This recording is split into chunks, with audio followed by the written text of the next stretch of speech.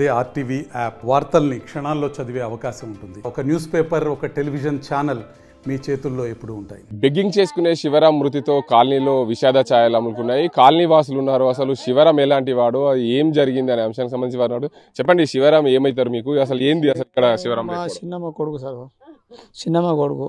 ఎందుకంటే ఆడికి ఎవరు లేరు. వాళ్ళ అమ్మ నాన్న సాగు కూడా మేము ఏదో గల్లీ చిన్న అయితే చేసాం సార్. ఇదో గల్లీలో తెచ్చి ఉంచుకున్నాము. అయితే గల్లీలో కుటుంబ సంఘంలో మేము సాగిస్తాం సార్. వాళ్ళు అడకచ్చి తింటారు సార్. వాళ్ళ గుడిసి తురిమినట్టు ఉంది, వాళ్ళ పరిస్థితి తురిమిస్తుంది సార్. ఇప్పటిదాకా ఏ వార్డు నెంబర్ రాలేదు, ఏది ఎవరు రాలేదు సార్. మాకు ఎవరు పట్టించుకుంటారు. మేము పోలీసులు కూడా వెళ్తారు, మాకు ఆడ ఎవరు పట్టించుకుంటారు సార్. మేము దయచేసి మీరు రేవంత్ రెడ్డి కానీ ఎవరు తెస్తారు సార్, ఎవరైతే ఉండరు వాళ్ళు దయచేసి మాకు న్యాయం చేయాలని అడుగుతాం సార్. అంతే.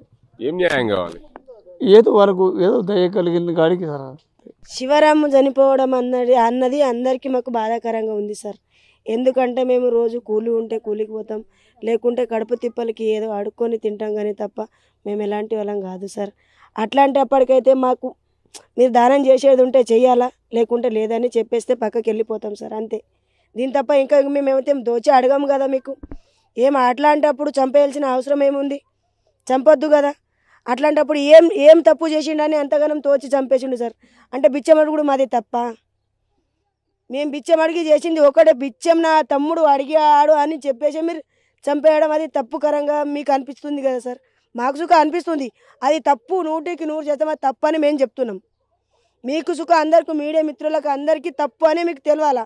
అయితే ఇప్పుడు చెప్పండి, ఇప్పుడు మీ అందరి అసోసియేషన్ ఉంటుంది కదా, అసోసియేషన్ వాళ్ళందరూ ఏం చేయాలనుకుంటున్నారు? అతను ఎవరైతే ఉన్నారో మాకు అసోసియేషన్ వాళ్ళు ఏం చేయాలంటే మాకు న్యాయం చేయాలా. అంటే ఎవరైతే చంపినరో ఆయనకు శిక్ష పడాలా, ఆయనకు మంచిగా తగిన బుద్ధి రావాలా. ప్రతి ఈడ ఉన్నా కానీ ఏడ ఉన్నా కానీ ఎవడైనా బిచ్చపడుకుంటాడు. ఇప్పుడు ఎవరికి అలాంటివి చేయకుండా ఆయనకు మళ్ళీ ఒకసారి ఇట్లా కాకుండా బుద్ధి చెప్పాలా సార్. మీరు చెప్పండి అమ్మా, ఈ కాలనీలో అసలు ఎట్లా ఉండేవాడు శివరాం? ఇక్కడ మీరు వాళ్ళు ఇద్దరు అనాథాలు అయిపోయారు అంటున్నారు, ఏమైంది అసలు? ఏం లేదన్న, వాళ్ళు అనాథమ్మ, వాళ్ళ ఆయన అమ్మ చచ్చిపోయిందా, అప్పటి సందే వాళ్ళు గల్లీతోనే ఉంటుండ్రు. ఇక మాకు దగ్గరలో అవుతారని మేము తీసుకొచ్చి ఉంచుకున్నాం పక్కకు. ఆయన శివరాం అడకొస్తే వీళ్ళిద్దరు అక్కచెల్లెలు తింటారు. అప్పుడు ఎట్లా అంటే జీవన్ రెడ్డి అన్నం పెడుతుండే, సిద్ధల గుట్ట మీద పెడుతుండే, మళ్ళీ ఎంఆర్ఆఫీస్ దగ్గర అన్నం పెడుతుండే. ఆడపోయి మేము తింటుంటే చేస్తుంటే ఇంత అన్నం తీసుకొచ్చుకొని ఇంటికాడ పెట్టి సాయంత్రం తింటుంటాం. ఇప్పుడు జీవన్ రెడ్డి అన్న దిగిపోయిండని అన్నం పెడతలేరు. ఏడన్నా దానం అడగదామంటే బిచ్చం వేస్తలేరు. ఆ బిచ్చం అక్కడికి వెళ్ళి ఆయన బిచ్చం అడగబోతేనే కాలుతో తన్నేసి బండి కింద వేసి. మాది పరిస్థితి అయితే బేకారు ఉందని. ఏమంటే మేము నాయి కోసం తనలాడుతున్నాం. మేమైతే కేసు పెట్టినాం ఇప్పుడు, కానీ నాయి కోసం తనలాడుతున్నాం. కేసు నడుస్తుంది ఇప్పుడు, కానీ మేము ఇంత నాయి కోసం తనలాడుతున్నాం. మాకు నాయి కావాలి. ఏమి మీకు పరిస్థితి అయితే మాకు చూస్తున్నారు కదా సార్. మీకు తెలిసి నాకు న్యాయం కావాలి, న్యాయం జరగాల.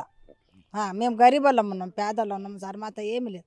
పొట్టకు దీనికి ఆడకచ్చుకొని ఆడన్న గలీలో పోయి ఇంత అన్నం వేస్తే ఆడ దీని ఏమన్నా కైకిలు తలగకపోతుండే. ఆయనకు పని చేయలేదా అని మేము ఇట్లా బిచ్చం ఆడుకొని తింటాం సార్. మేము బిచ్చమే ఆడుకొని తింటాం. ఊళ్ళో పోయి అన్నం బిన్నం ఆడుకొని తినేటోళ్ళం.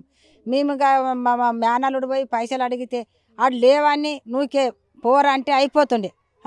నువ్వు కారు దిగి కారుకెళ్ళి వచ్చి కాలు కూడా తన్నేసి టిప్పర్ కింద పడేసిండు ఆయన. మాకు ఇది న్యాయం జరగాలని మేము అంటున్నాం సార్. ఇంతే కోరుకుంటున్నాం, మాకు న్యాయం కావాలని. మొత్తానికి చూసుకోవచ్చు, మాకు న్యాయం కావాలి. శివరాం మృతితో మా కుటుంబం అంతా రోడ్డు మీద పడ్డది. ఇద్దరు ఆడపిల్లలు, అక్క చెల్లెళ్ళని పోషించేవాడు శివరాం లేకపోవడం మాకు ఆ ఇద్దరు కుటుంబ సభ్యులైతే రోడ్డు మీద పడ్డారు. మాకు న్యాయం కావాలి. ఇలాంటి ఎవరైతే సరే బెగ్గింగ్ అడిగినప్పుడు లేదు ఇవ్వలేము, మాతోని కాదు అని చెప్పాలి, కానీ ఇట్లా తన్ని నూకేయడం సమంజసం కాదు.